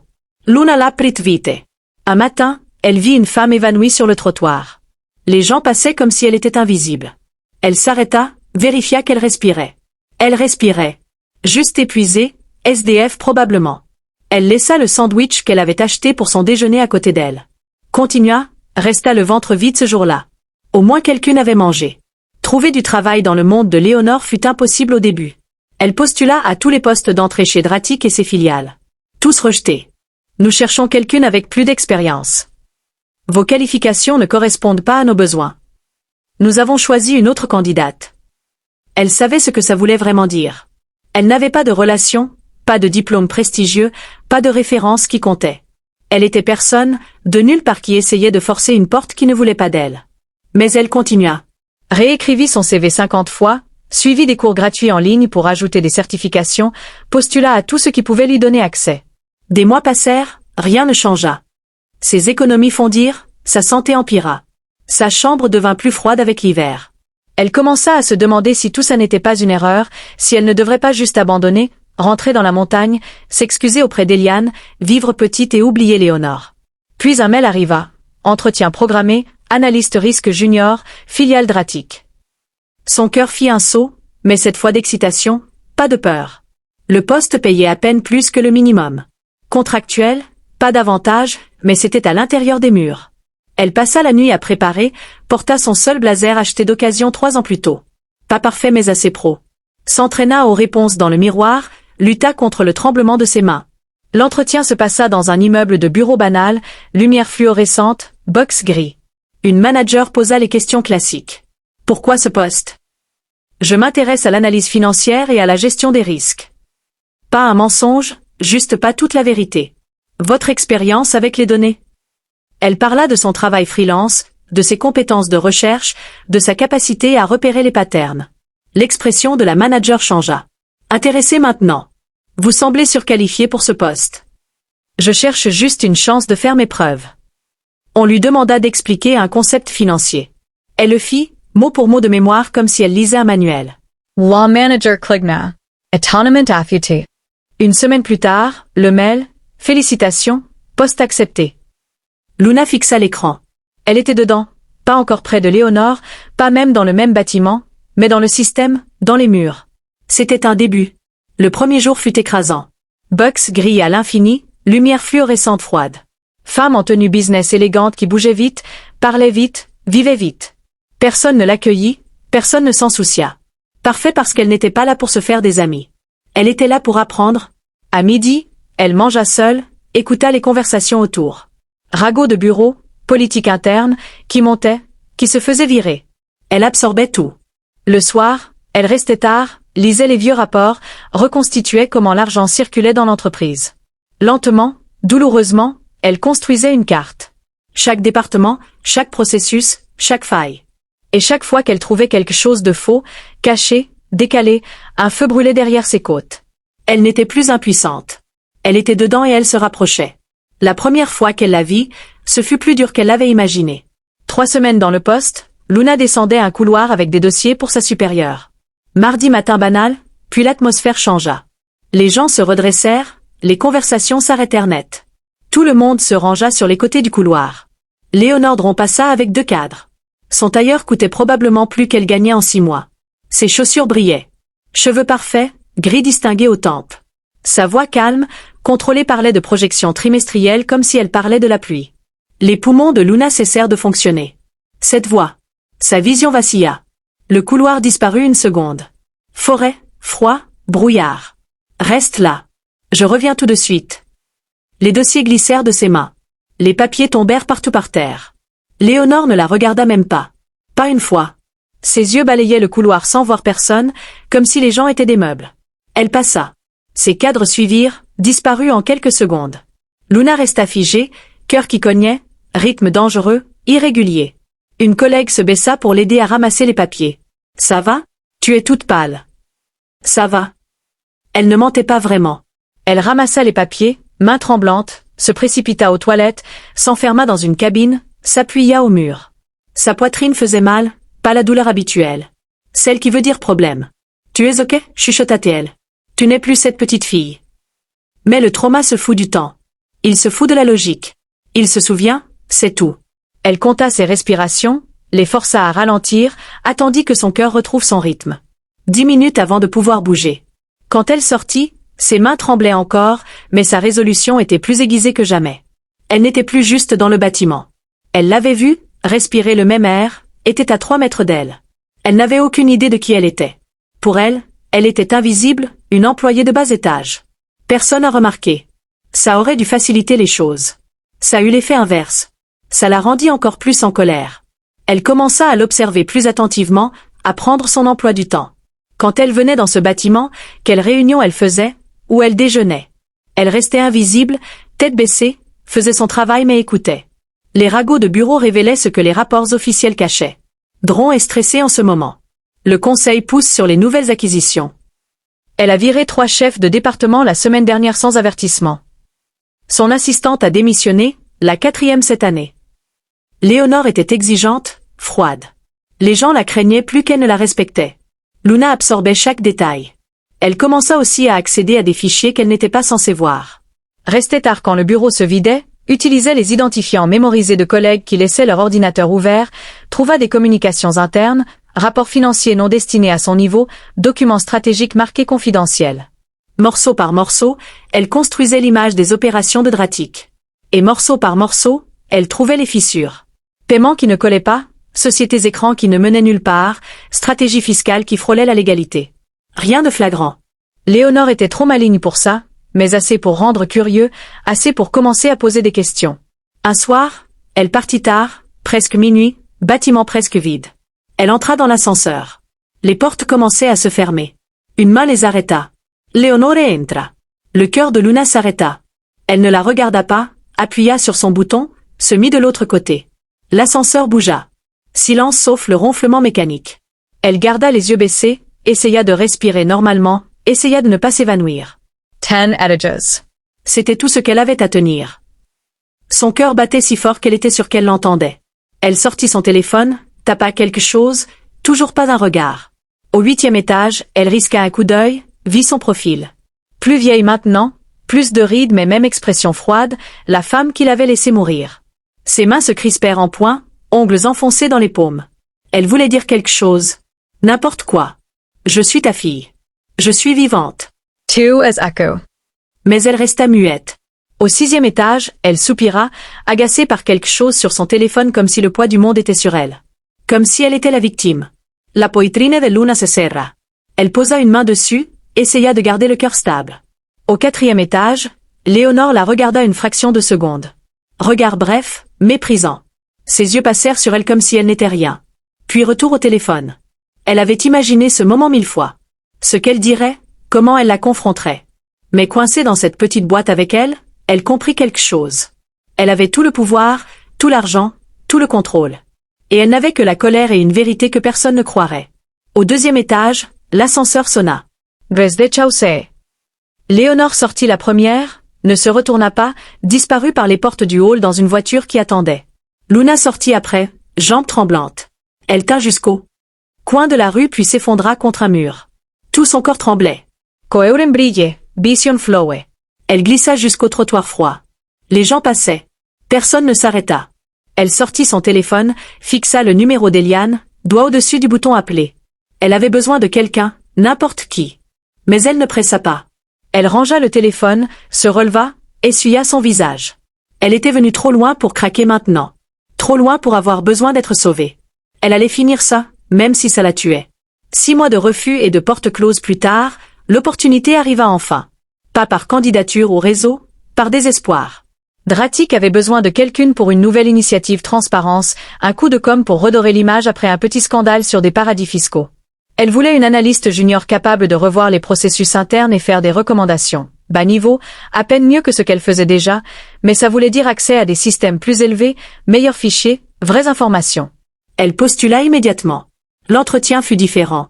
3 personnes au lieu d'une, question plus pointue, plus de pression. Pourquoi ce poste?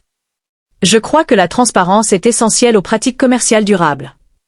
Parole de corporate. Elles adorèrent. Vous gérez les informations sensibles. Je comprends l'importance de la confidentialité et de la discrétion. Vous relèverez directement du top management. Vous gérez la pression. Elle pensa à grandir pauvre. 3 boulots à 16 ans, regarder Eliane se détruire. Frôler la mort plusieurs fois à cause d'un cœur qui ne marchait pas. La pression ne m'effraie pas. Elles échangèrent des regards. Impressionnée ou sceptique, elle ne savait pas. 2 semaines plus tard, félicitations. Présentez-vous au bâtiment principal Dratic lundi. Le bâtiment principal, celui où travaillait Léonore. Son cœur fit un saut, mais cette fois d'excitation, pas de peur. Elle montait. Le nouveau bureau était différent. Toujours corporate, toujours froid mais plus propre. Chaises plus confortables, meilleurs ordinateurs. Les gens s'habillaient plus chic, parlaient plus vite, bougeaient avec but. Luna garda la tête basse, fit son travail, resta invisible mais écouta tout. Les conversations à midi révélaient les rapports de force. Qui rendait compte à qui avait de l'influence, qui était vulnérable.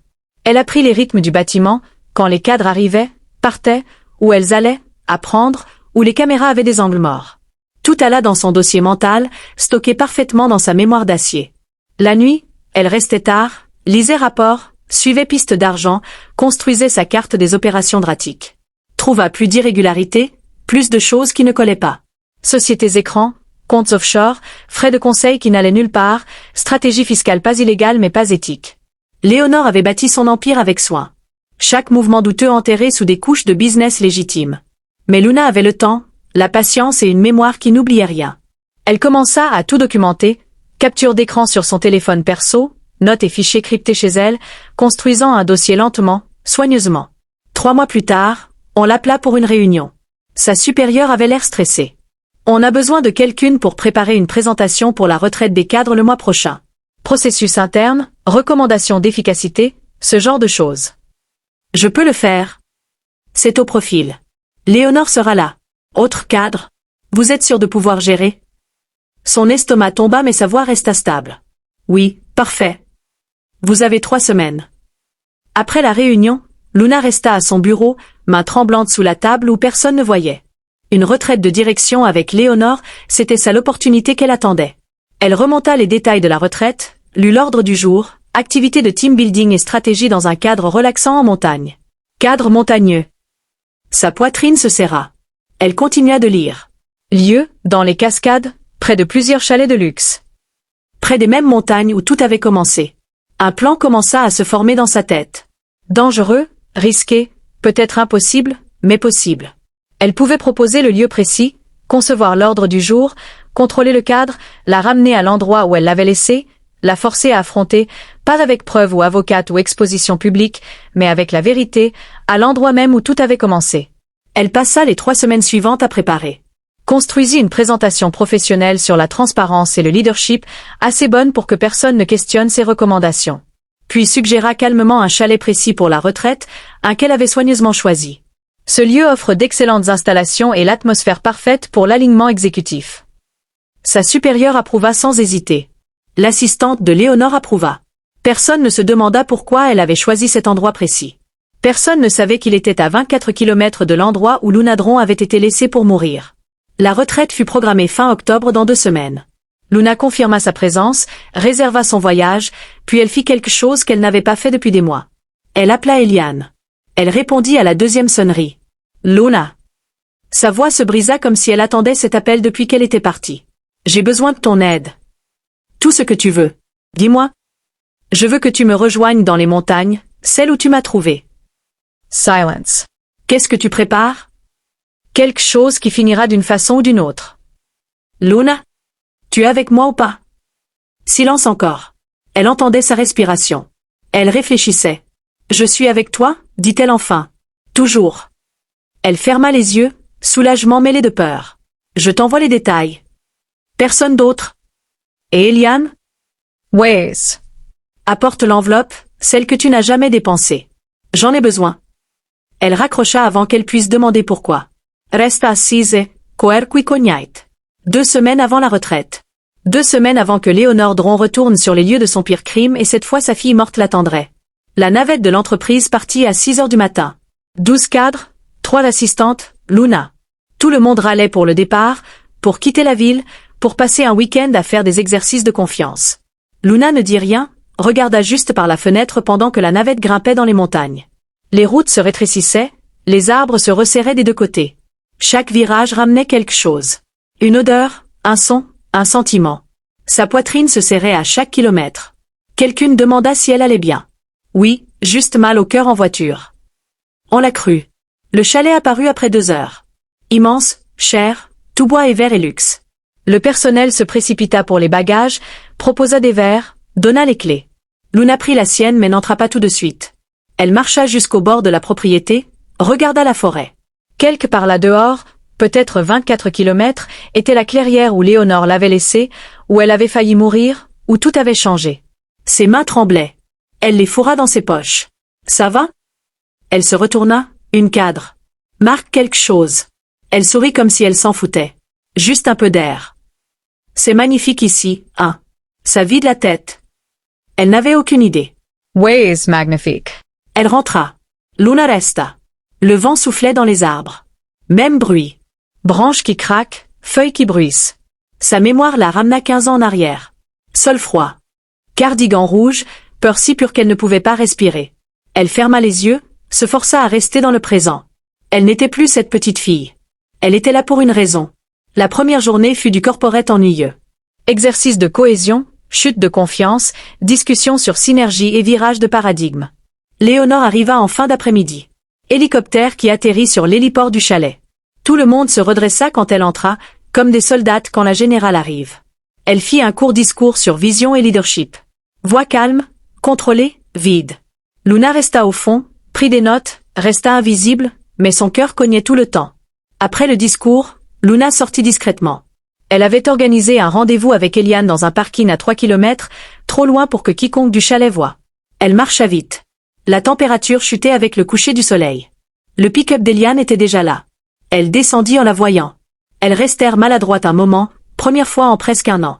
Elle avait l'air plus vieille, plus de gris, rides plus profondes. « Tu as l'air fatiguée, dit-elle. Toi aussi ?» Elle sortit l'enveloppe, toujours épaisse, toujours pleine. « Pourquoi tu en as besoin ?» Preuve de ce qu'elle t'a payé pour faire. Eliane la lui tendit. Sa main resta dessus un instant. « C'est dangereux, Luna. Elle est puissante. Si elle découvre qui tu es... Tu ne sais pas ça. J'ai travaillé dans son bâtiment des mois. Elle m'a croisé des dizaines de fois. Elle n'a aucune idée parce qu'elle me croit morte. Exactement. Et demain, je vais lui montrer qu'elle s'est trompée.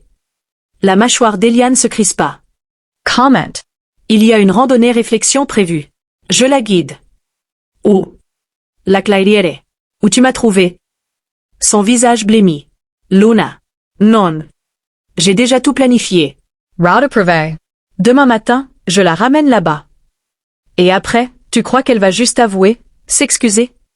Je n'ai pas besoin d'excuses. J'ai besoin qu'elle me voie, vraiment me voie, qu'elle sache que j'ai survécu, que je sais ce qu'elle a fait. Et si elle essaie de te faire du mal? Elle ne le fera pas. Pas avec des témoins.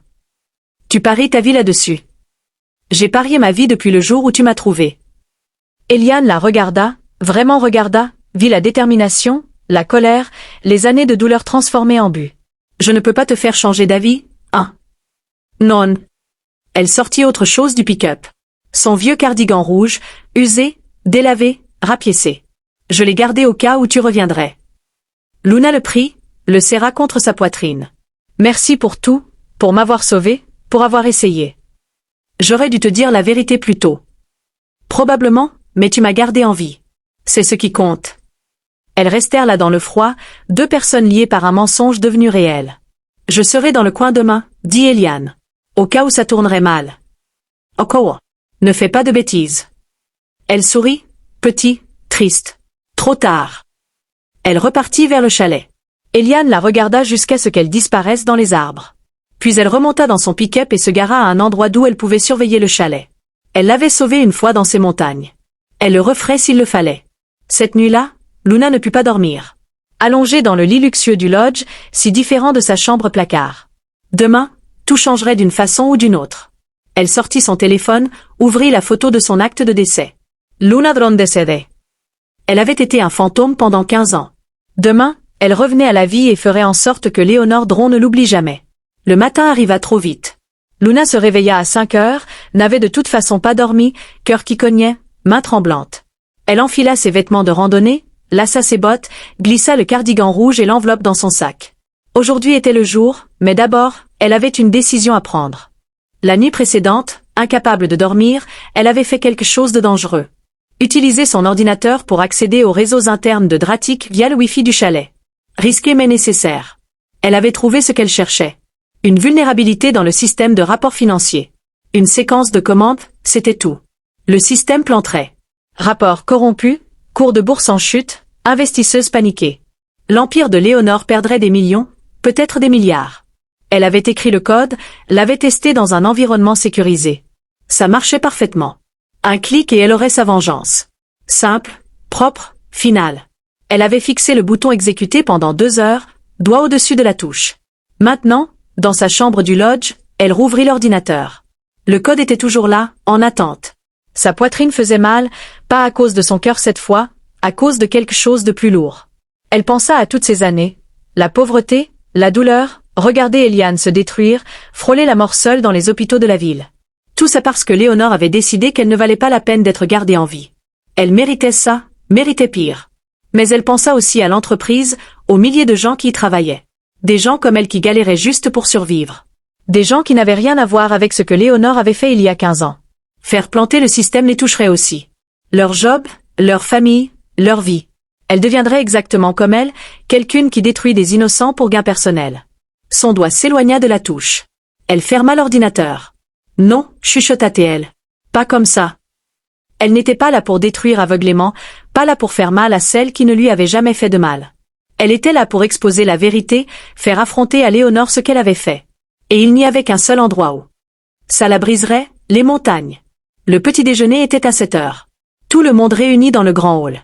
Léonore s'assit en bout de table, buvant son café, lisant sur sa tablette. Luna se posta devant avec un presse-papier. Bonjour à tous. L'activité d'aujourd'hui est une randonnée réflexion. Sentier léger d'environ 5 km. Nous discuterons leadership et transparence dans un cadre naturel. Quelques grognements, des yeux levés au ciel. On est obligé? Demanda quelqu'une. C'est à l'ordre du jour, dit Luna. Approuvé par Madame Dron elle-même. Léonore leva les yeux, ennuyée. Faites vite, j'ai des appels cet après-midi.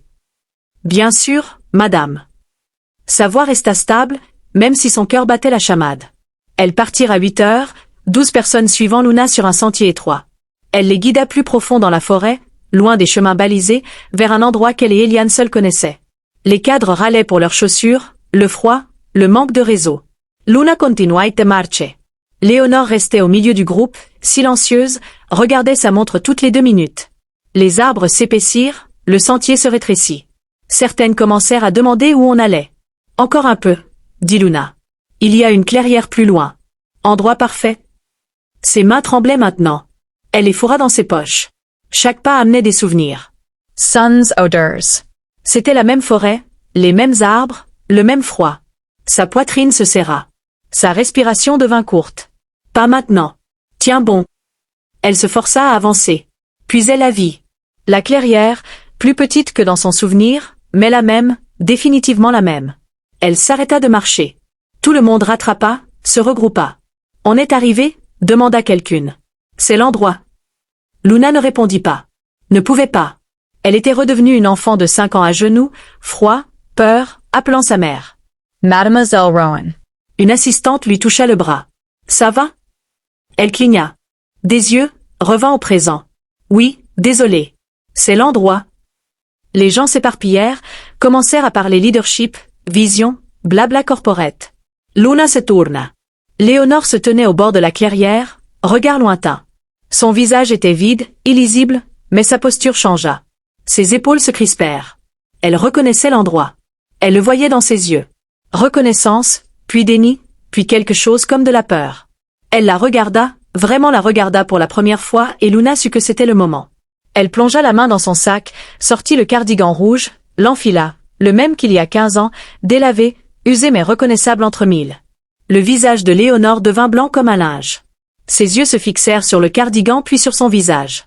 Elle vit le moment où elle comprit, le moment où elle réalisa que sa fille morte, se tenait à l'endroit exact où elle l'avait laissée mourir, bien vivante. Elle recula en chancelant, faillit tomber. « Non, chuchota-t-elle. Ce n'est pas. Tu ne peux pas ?»« Bonjour maman, dit Luna. » Sa voix était calme, froide, tout ce qu'elle avait été pendant 15 ans. La clairière devint silencieuse.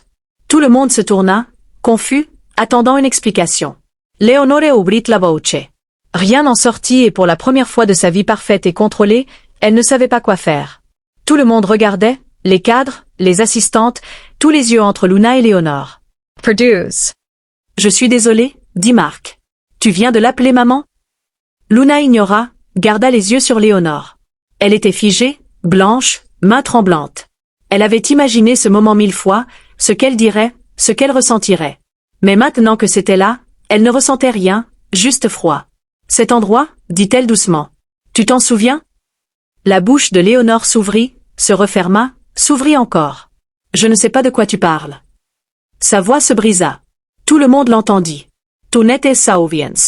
Pas avoir amené ta fille ici il y a 15 ans. »« Je n'ai pas de fille. »« Tu en avais une. » Luna Dron, 5 ans. « Tu l'as amenée dans ces montagnes et tu l'as laissée ici même. » Elle pointa le sol, l'endroit exact où elle s'était effondrée. « Tu lui as dit de rester, que tu revenais tout de suite. Puis tu es parti. » Les cadres commencèrent à murmurer, sortir téléphone malgré l'absence de réseau. « C'est de la folie, » dit Léonore plus fort, essayant de reprendre le contrôle. « Je ne sais pas qui tu es, ni à quel jeu tu joues. »« Je ne joue pas. » Luna sortit l'enveloppe, la brandit. « C'est l'argent que tu as payé à une femme nommée Eliane Rowan, $7 000, pour que la situation de ta fille se termine dans ces montagnes, pour qu'elle ne revienne jamais. » Les yeux de Léonore s'écarquillèrent, fixés sur l'enveloppe. « Mais elle n'a pas fait ce que tu lui as demandé.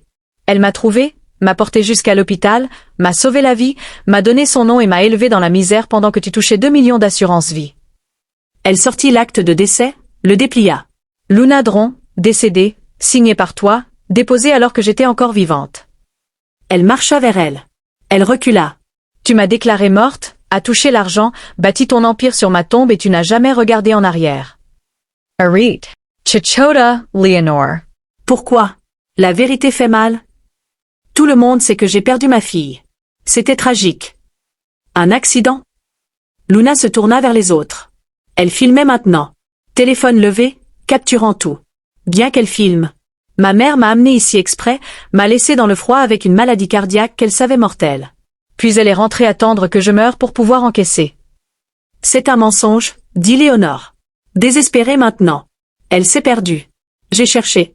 La police a cherché 3 jours. Puis tu as arrêté les recherches et déposé un acte de décès parce qu'il n'y avait plus d'espoir.